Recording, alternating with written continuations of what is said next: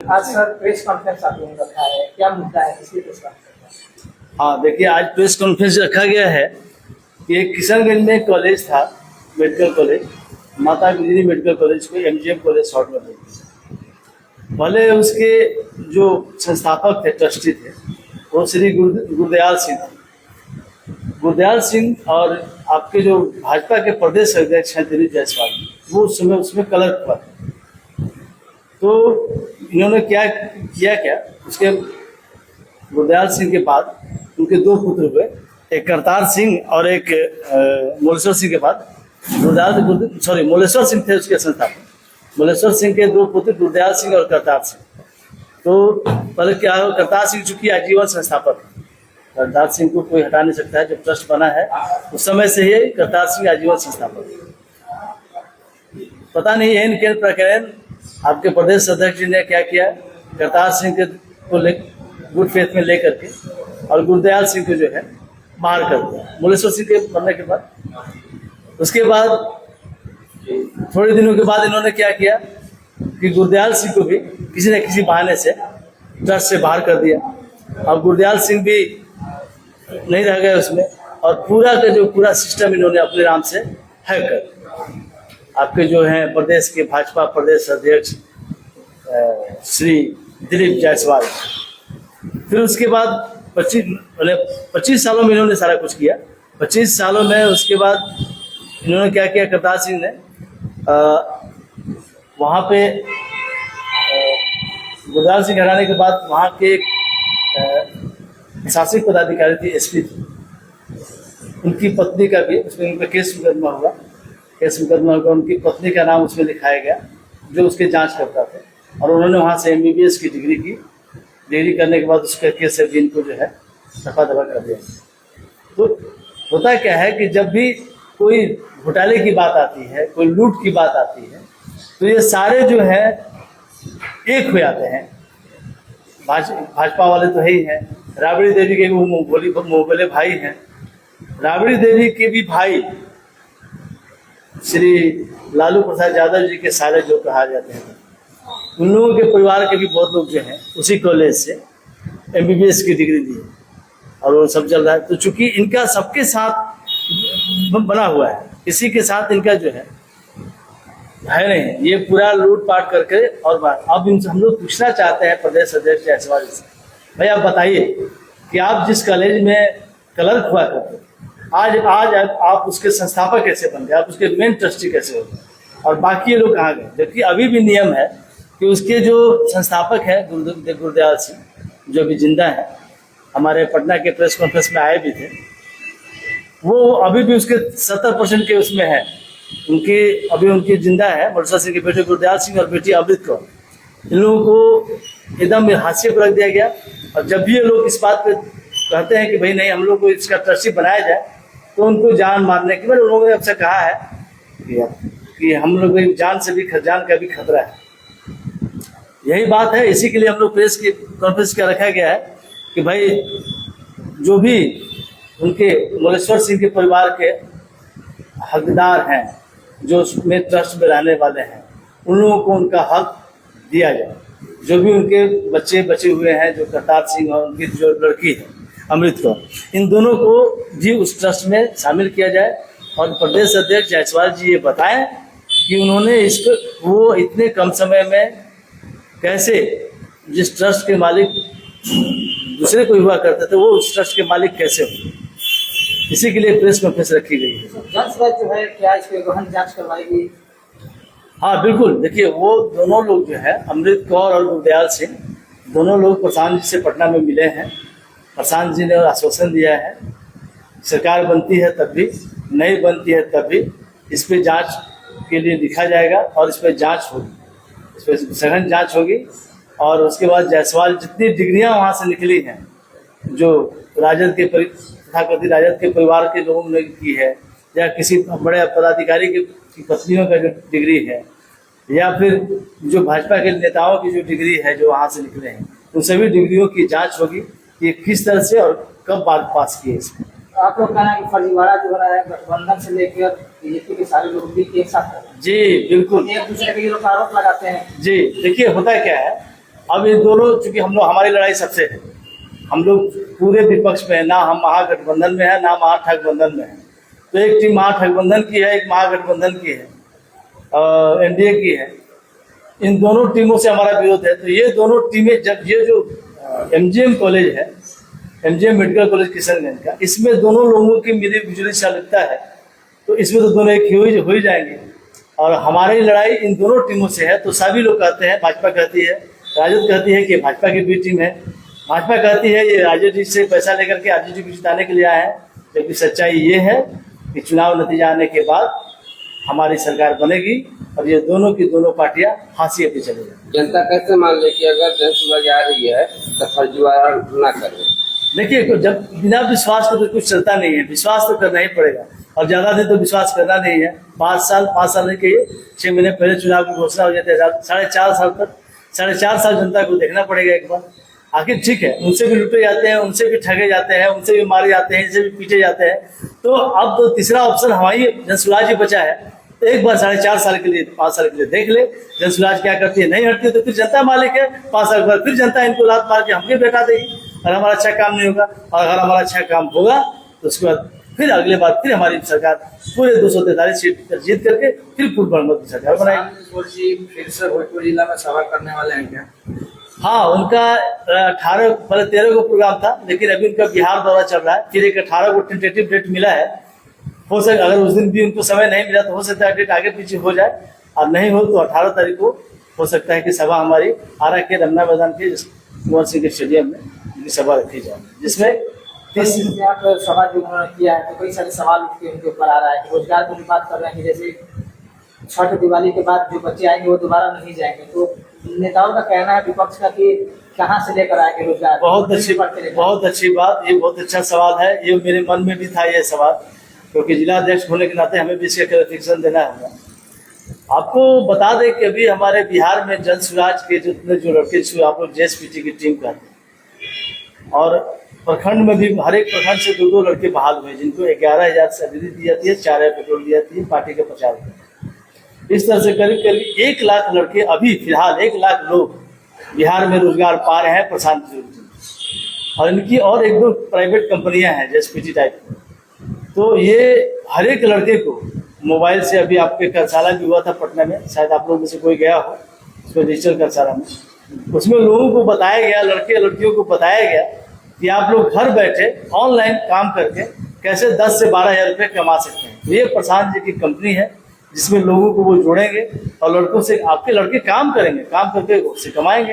अब जो वो भी नकारा होगा, जो मोबाइल में नहीं चला पाएगा, उसके लिए फिर दूसरा कुछ देखा जाएगा। लेकिन आज तो नहीं लगता है कि आज के समय में कोई ऐसा घर है, महादलित के घर बच्चे भी आजकल बड़े बड़ी मोबाइलें लेके चल रहे हैं, स्मार्टफोन। रोजगार देने की पहले से प्लानिंग आप लोग? हाँ, देखिए, प्रशांत अगर कुछ कहते हैं तो समझिए कि उसके पीछे उनकी प्लानिंग है। देखिए, वो वही बात करते हैं जो उनके बस की हो। उन्होंने कभी नहीं कहा कि हम सड़क बनवाएंगे, कभी नहीं कहा राम मंदिर बनवाएंगे, कभी नहीं कहा कि हम राशन दिलवाएंगे। उनका विजन देखिए दूसरा है। उनका देखिए, एक आप कहता है लोग कि शराबबंदी की कहते हैं कि चालू कर देंगे थोड़े दिन से। उसका विजन क्या है?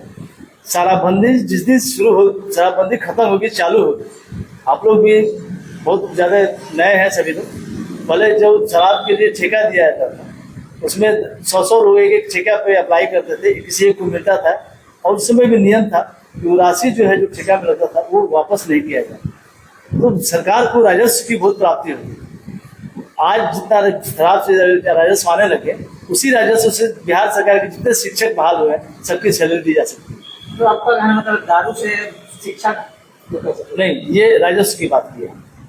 उसके बाद शिक्षा की बात आई। उन्होंने कहा कि जब तक सरकारी विद्यालयों में शिक्षा का स्तर नहीं सुधरता है तब तक 15 साल के बच्चे, मतलब 10th तक के जितने भी बच्चे लोग, गरीब लोग अपने बच्चे को अंग्रेजी स्कूल में पढ़ाते हैं, जिनका स्कूल का फीस महंगा पड़ता है, वो सारा खर्च पार्टी सरकार देगी। तो उसके लिए राशि चाहिए।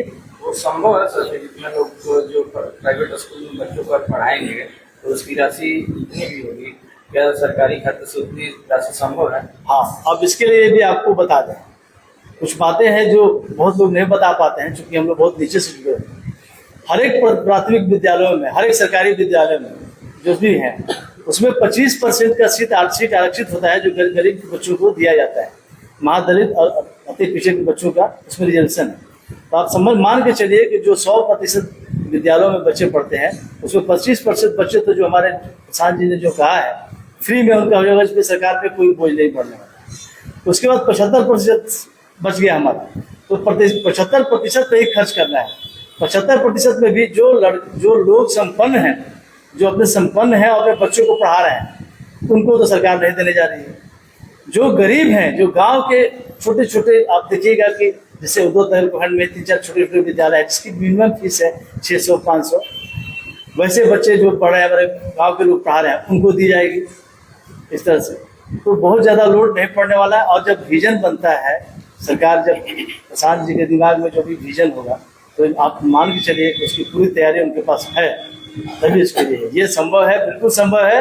आज इतनी नौकरी आ रही है, एक एक दिन लोग एनएम के 2.5 लोग बहाल कर देते हैं, उनकी सैलरी देनी होगी कहाँ से, संभव है?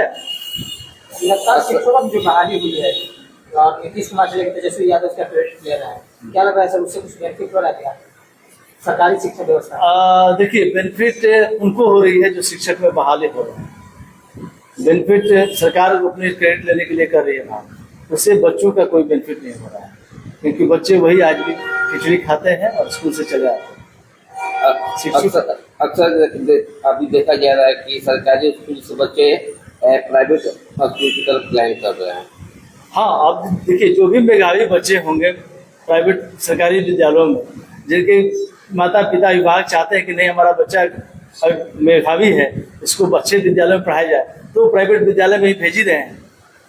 तो ये सरकारी स्कूल में बहुत कम बच्चे जा रहे हैं, कहने का मतलब ये। हाँ, वही देखिए, सबके दिमाग में है कि हमारे जो भी अभिभावक हैं उनको पता है कि शिक्षक की बहाली हो रही है, लेकिन शिक्षक के स्तर गिरी है। शिक्षक के स्तर जो पहले से भी बहाल हुए शिक्षक, उनका तो कोई असर है नहीं। अभी जो कुछ बीपीएससी से आए हैं, जो टीटी करके आए हैं, कुछ अच्छे शिक्षक आए हैं, तो कुछ ही विद्यालय में 2-3 शिक्षक की इस तरह से नियुक्त कर पाई है सरकार। बाकी जो विद्यालय शिक्षक है तो वो अच्छे शिक्षा नहीं दे पा रहे हैं। और ये जो एक खाने वाला सिस्टम है, एकदम क्लास लगते ही इधर खाना बनने लगा, बच्चे थाली लेके घूमने लगे, खाना खाने के बाद घर ले जाने लगे, घर में खाने लगे, तो 2-3 घंटा बर्बाद हो जाता है। फिर खा के बच्चे आते हैं, नहीं आते हैं, विद्यालय का उतना उस पर कड़ा निर्णय नहीं हो पाता है, तो बच्चे नहीं आ पाते हैं, तो पढ़ाई नहीं हो पाती। एक सवाल है, जो यहाँ पर महाराष्ट्र में भी देखा गया हिंदी भाषी को मारपीट किया गया, उसके लिए सकते हैं आप? देखिए, आपको बता दें कि हम भी नागपुर से ही पढ़े हुए हैं, हमारी इंजीनियरिंग नागपुर से ही हुई थी, और उस समय भी भेदभाव हुआ करता था। 93 में हम पास आउट होकर के नागपुर छोड़े थे, तो उस समय भी बिहारियों के साथ भेदभाव किया जाता था, लेकिन इतनी बुरी स्थिति नहीं थी। उस समय बिहारियों की स्थिति कभी कम थी। अभी चूंकि चुनाव आ गया है, वहाँ भी चुनाव है, तो अब नगर निगम का चुनाव है, तो अब मन से राज ठाकरे और उद्धव ठाकरे इन दोनों को मराठियों का वोट लेना है। तो अभी बिहारियों को गाली देंगे, बिहारियों को मारेंगे, तो उससे मराठियों का वोट जो है, क्योंकि उनका है मराठी मानुष का, उनका वो है स्लोगन है कि मराठी मानुष को सबसे पहले दिया जाए सारा अधिकार। तो ये इस तरह से बिहारियों को भी करेंगे, फिर जिससे नगर निगम चुनाव आ जाएगा, बिना बिहारियों को उनका काम चलेगा। बिहारी ही टारगेट हो रहा है, क्योंकि बिहारी ही ज़्यादा पलायन करके जाते हैं।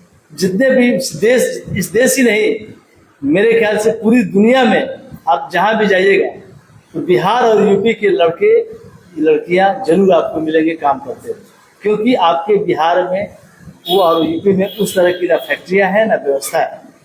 आपको एक और बहुत बड़ी बात बता दें, बिहार में लालू जी के समय में जो आईटी कंपनी आई थी कि हमको आईटी का हब खोलना है, उस समय लालू जी ने उसकी स्वीकृति को नहीं दी।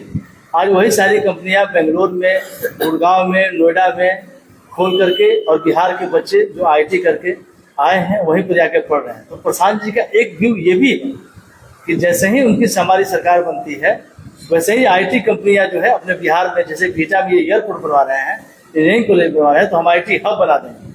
और हमारे जो लड़के वही कंपनियां, जैसे एक उदाहरण के लिए विप्रो ले लेते हैं, अजीत प्रेम जी की, विप्रो की कंपनियां सारी जगहों पे है बिहार में। अब एक कंपनी खुल जाएगी और बिहार के कम से कम हमको लगता है कि 15,000 बच्चे जो उस विप्रो कंपनी में काम करते हैं, तो आके अपने घर पे काम करेंगे। संडे को छुट्टी होगी, अपने घर आ जा सकते हैं। कोई माता पिता बीमार होंगे तो उनके पास चले जाएंगे। बिहारी तो कहीं कर सकते हैं, बिहारी में वो प्रतिभा है कि दुनिया के किसी कोने में छोड़ दीजिए, जहाँ जाएंगे अपनी प्रतिभा का बहुत परचम लहराएंगे वो। लेकिन अपने घर पे आने से क्या हो जाता है कि घर नजदीक हो जाता है, माता पिता को भी देख पाते हैं, अपना घर भी देख पाते हैं, और इस तरह से गाली नहीं सुननी पड़ती है कि साले बिहारी विदेश बाहर में आकर तुम लोग कमाते हो, हम लोग का रोजगार धंधा बंद कर। तो ये प्रशांत जी का सबसे बड़ा उद्देश्य यही है कि बिहार के लड़कों की प्रतिष्ठा जो है बिहार में ही बनी रहे, इसलिए उन्होंने कहा है कि जो भी प्रवासी हैं सबको हम धीरे धीरे अपने बिहार में ला करके रोजगार। सम्राट चौधरी का कहना है कि नीतीश कुमार को एक बार चांस दीजिए, जो पलायन की बात चल रही है उसको नीतीश कुमार रोकेंगे अगले बार। नहीं, ये तो सम्राट चौधरी जी जानते हैं, खुद जानते हैं, उनका अंतरात्मा जानता है, उनका हृदय जानता है कि अब नीतीश बाबू की जो है शिकायत नहीं करते हैं। वो एक अल्जाइमर बीमारी होती है जो बुढ़ापे में हो जाती है हर लोगों को, तो नीतीश बाबू उस बीमारी से ग्रसित है, उनको कुछ याद नहीं रह रहा है। हो सकता है नीतीश बाबू के नाम के जो चुनाव लड़े उनको कुछ सीट मिल जाए, लेकिन सरकार नहीं तो बनने नहीं जा रही है।